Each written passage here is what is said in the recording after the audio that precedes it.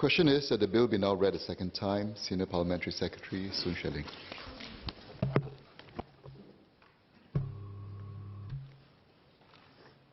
Mr. Speaker, Second Minister for Home Affairs, Mrs. Josephine Teo, has outlined MHA's rationale behind enhancing criminal penalties for irresponsible driving. I will now be speaking in my capacity as Senior Parliamentary Secretary for the Ministry of Home Affairs and explain the Ministry's views on the remaining amendments. First, I will cover the measures to tighten the regulatory regime against irresponsible driving, and second, other minor amendments to improve road safety. The Traffic Police operates the Driver Improvement Points System, DIPS for short. Under this regime, a motorist clocks demerit points when he commits a traffic offence. The more severe the offence, the more demerit points it will attract. Motorists that exceed a stipulated threshold will have their licenses suspended. The DIPS regime is a deterrent against risk-taking behavior that is dangerous to other road users, such as illegal U-turns, speeding, and beating red lights. The MHA intends to enhance the DIPS regime to further deter risk-taking behavior by motorists. There are 4 key measures. First, to streamline the license suspension and revocation process.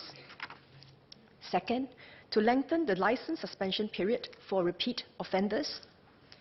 Third, to revoke all of an individual's probationary licenses as long as any one of them is revoked. And fourth, to allow the courts to consider past compounded road traffic offences as an aggravating factor for the purposes of sentencing a person convicted of a road traffic offence. I will cover each of the measures in turn. First, to streamline the suspension and revocation process. Currently, some errant motorists delay the suspension or revocation of their licenses by misusing the appeals mechanism. They file multiple unmerited appeals at different junctures and through different channels. By doing so, they drag out the process so that they can continue to drive in the interim. But we need to remember, these are irresponsible drivers who have already been picked up for multiple offences leading to a suspension or revocation.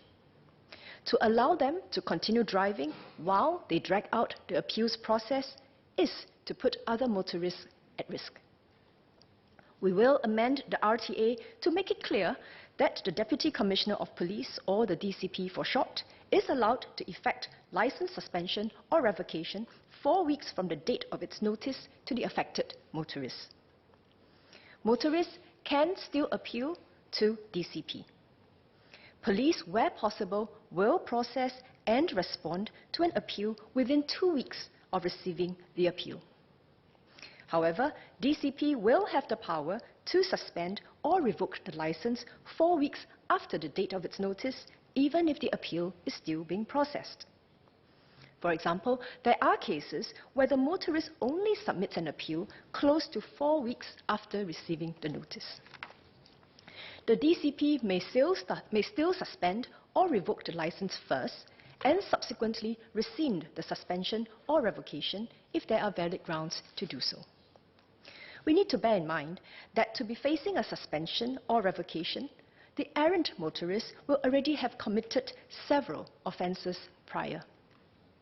Mr. Speaker, at this point, I would like to highlight that Traffic Police only suspends or revokes an individual's license when there are good reasons to do so. First, a suspension or revocation is imposed only when objective criteria are met. For suspension, this usually happens when the motorist has breached the demerit point threshold, either 24 or 12 points, depending on how many prior suspensions he has had. For revocation, this happens when he is on probation and has clocked more than 12 demerit points. Second, for TP to mete out demerit points to a motorist, one of two conditions must apply. First, the courts have convicted the motorist of the offence. Or 2, the motorist has compounded the offence he is reasonably suspected to have committed. This means that the motorist would have already had a previous opportunity to appeal against these individual offences by either contesting it in court or appealing to TP during an offer of composition before the demerit points were awarded to him. Third, motorists who are caught committing a road traffic violation also typically have little reason to dispute against the violation. TP only takes enforcement action when there are strong grounds that an offence has been made out. For a majority of offences, the evidence typically comes in the form of photographic or video evidence or by detection from TP's enforcement unit. I would also like to speak on appeals in general. A number of affected motorists appeal against suspension or revocation on the basis that they need to drive as part of their job.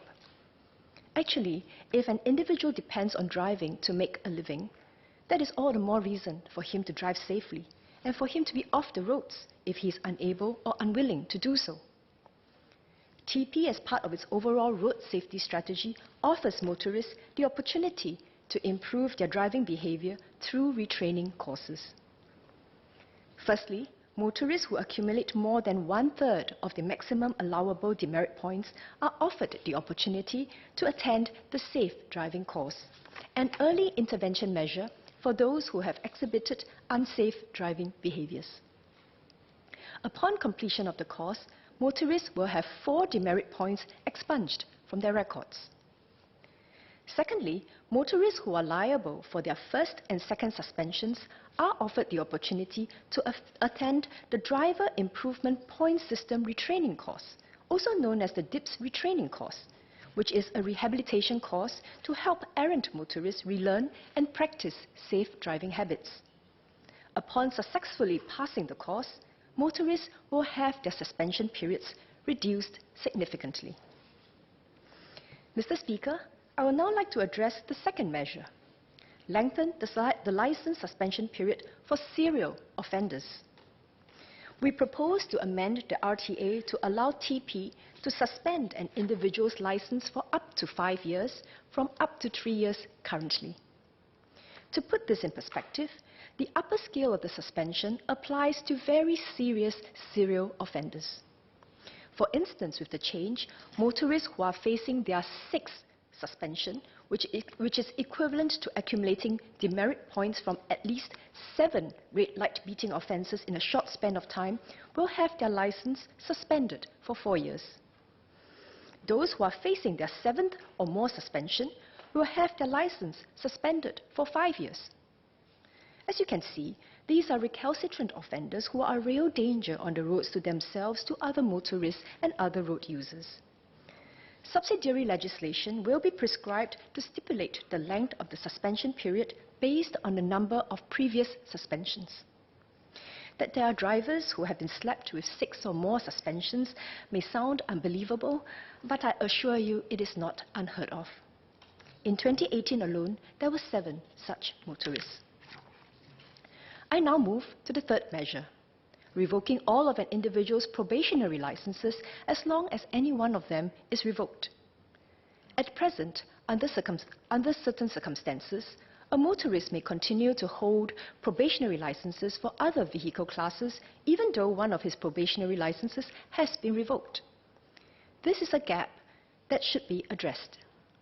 TP expects a motorist to take extra care to drive safely when he is on probation, given his relative inexperience. If he breaches the demerit point threshold for any of his probationary licenses, for the safety of other road users, he should no longer be allowed to drive any vehicle for which he holds a probationary license. The fourth measure is to allow the courts to consider past compounded road traffic offences as an aggravating factor for the purpose of sentencing a person convicted of a road traffic offence. A person's record of compounded offences is a useful indicator of his driving behaviour.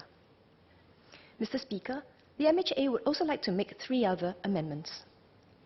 The first pertains to the definition of animals and the obligations of motorists when accidents involving animals occur.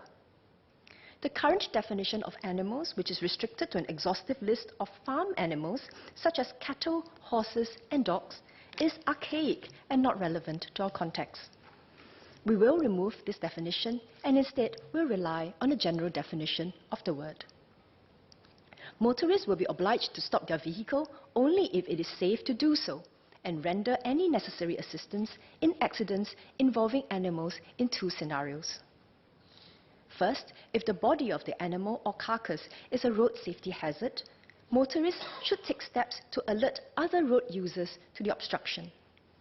For example, in road accidents involving wild boars, the carcass is likely to result in some obstruction to vehicles.